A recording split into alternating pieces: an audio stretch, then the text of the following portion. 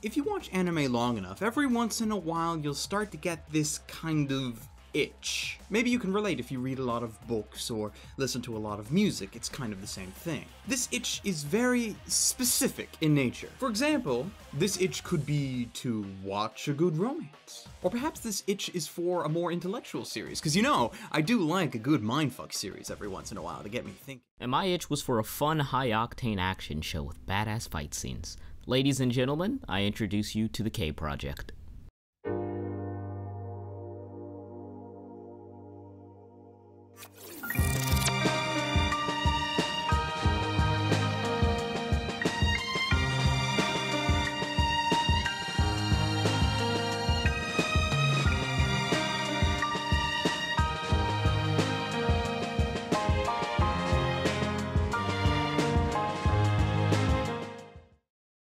K, also known as the K Project, is a 2012 TV series produced by GoHands and written by a team of 7 authors known as Gora, who, otherwise besides this show, have produced nothing. I eat booty. So with this being Gora's first attempt at actually writing a show, did they do any good? No, not really. Sure was fun though. Our main character, Yashiro Isana, is eating lunch on the roof of his school with a cat one day, cause you know, apparently there's no policy against pets in school. But whatever. A girl from his class then asks him to run an errand, and while he's out taking care of it, he gets chased by a mysterious group of people who claim that Yashiro is responsible for the murder of one of their fellow clansmen. A little while into chasing the young boy, another male by the name of Kuro, or the Black Dog, swoops in to save Yashiro, only for Yashiro to realize that Kuro also wants to kill him. Huh. Sounds like a fun day. Yashiro is then showed a video of what appears to be him killing a man from another clan. Oh shit. Bars right there. Y'all ain't even hear. Y'all ain't even peep that. Come on. He then denies all allegations and then is chased by Kuro. You know what? Let's just skip to the end of this. The cat Yashiro was eating with turns into a naked girl, stopping Kuro from killing Yashiro. Kuro then remembers his only job was to see if Yashiro was fit to be a king, and if he wasn't, then Kuro was to kill him. Yeah, which technically means a lot of the first episode was pointless, but whatever. It was fun.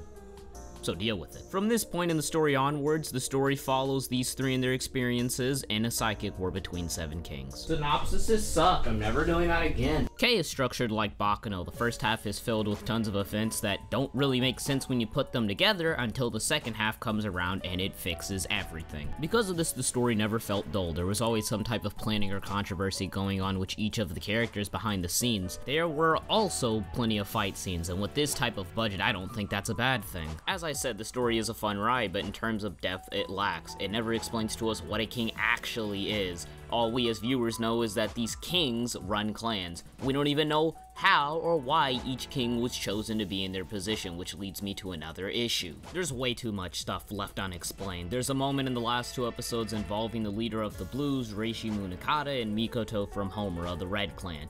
Essentially, the scene hints at the 2 being friends some time ago in the past, yet it never explains if they actually were friends or not. That's not like you. No, it isn't. I just came here to see an old friend. This led to the scene being way less impactful and just awkward because it was set up in a way that was just so yaoi-ish, like, you seeing this? Yeah. I want your dick so bad. In the first 4 episodes, the show never takes itself seriously, which is why I can actually excuse some of the stupid things that happen. One being Kuro not killing Yashiro because a naked girl gets in his path. I'd fuck that cat. Let's just keep that between me and you, though. This I know I'm stupid, but who cares attitude starts to disappear around episode 7 because this is when the story starts to take itself way too seriously, which leads to its stupid problems that were supposed to be fun becoming not fun and unforgivable. This is the point when K tries to be a too deep for you mate type of show, and it epically fails because within the first 4 episodes it forgot to create connections between the characters and the audience, thus leading to many scenes having no impact on the viewer whatsoever. This also made the story seem as if it was striving for something it could not achieve because it did not give us a fully fleshed out backstory in the earlier episodes of the show. Overall, the story is written pretty terribly, to be completely honest. It's definitely a fun watch, but if you actually think about what you're watching, you'll quickly find that behind this nice, lighthearted, adventurous experience lies Fucking garbage. P.S. Did I forget to mention that the ending is shit? Oh, look, the characters We'll are get to you in here. a second, Billy. Just wait a moment. Just like the story, the characters are set up like Baccano. There's a stupidly large amount of characters, and because this is Gore's first time writing, I guess they thought the best thing to do was to throw in a bunch of archetypes as the main cast. These characters can all be found in other shows, and they even look like characters from other shows. Let me just give you a rundown of the cast of characters that you've definitely never heard of before. Alright, this is the time where I'm gonna go ahead and let the announcer take in. Sorry Billy, you're gonna get your chance next review. Oh, come on! Take it away, announcer. Understood. Introducing your amazing cast, starring kid that lives alone and becomes a badass because the plot calls for it. Otaku pandering, big boobed, fat ass Neko bro. God, I just want to stick my dick in it so much! Oh, my bad. Keep going. Don't you ever interrupt me again.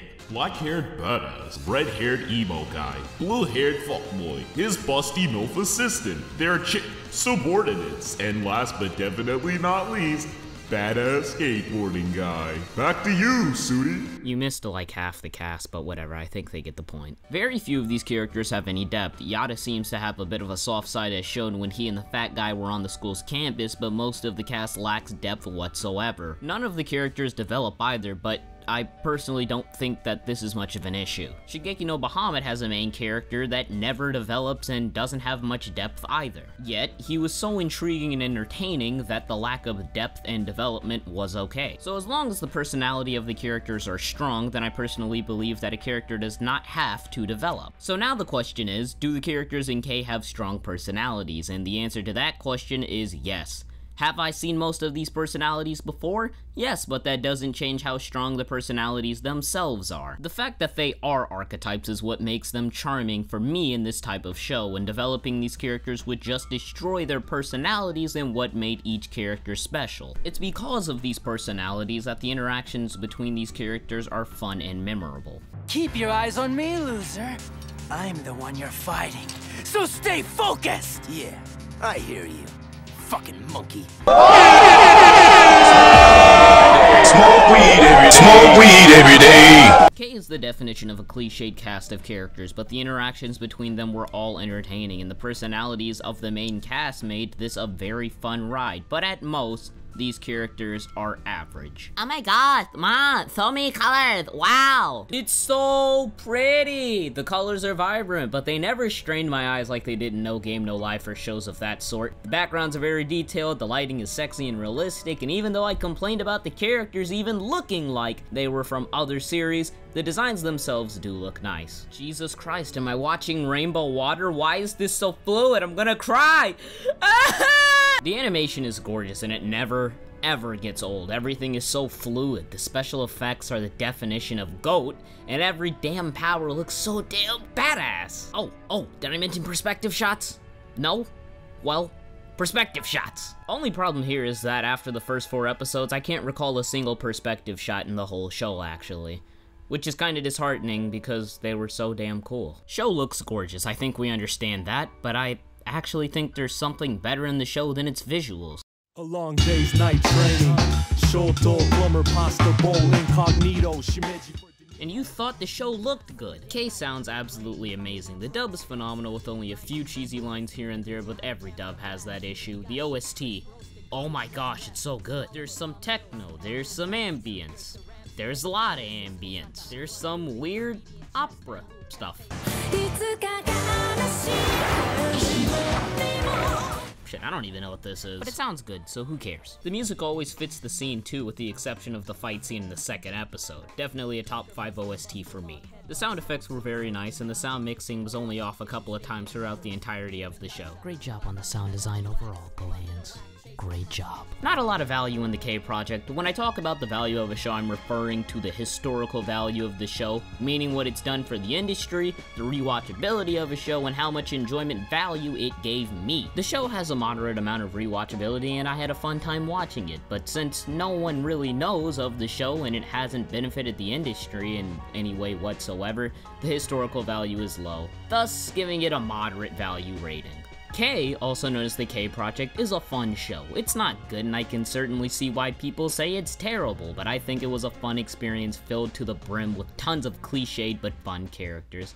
A story with a shit ending, but a fun ride, backed up by phenomenal presentation. K receives from me a 5.6 out of 10. It's a slightly above average show which is able to keep its viewers entertained with its visuals, likable characters, and sheer badassness, if that's even a word. If you are, however, wanting to see a good badass action show, I give to you Bakano.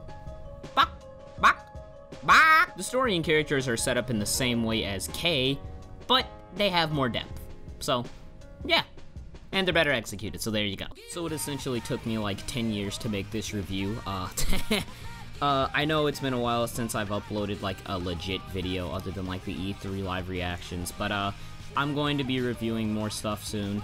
That's going to be full reviews, episodic reviews next season. As usual, you know, I'm going to probably end up dropping a lot of stuff, but this week, or not necessarily this week, but in this future, you know, in the near future, I'm going to be trying to kind of do impressions of shows that I recently watched but don't want to do reviews of, because reviews take a lot longer of a time, and an impression could just be unscripted. I don't have to put in a lot of editing. I can just throw in gameplay and talk about the anime, and that's all I'd have to do. So yeah, be expecting a lot of those within the coming weeks, or at least a couple of them. In terms of everything else, yeah, hope you guys liked the review. If you didn't, too bad, I'm not taking it down and re-editing, so fuck it. But yeah, anyways, thank you guys for watching. If you guys did enjoy, please leave a like, comment, and as always, I will see you guys in the next video. Check out Nigotaku. We upload on there now. I know, shocker, right? Blation's still never there, though. Deuces.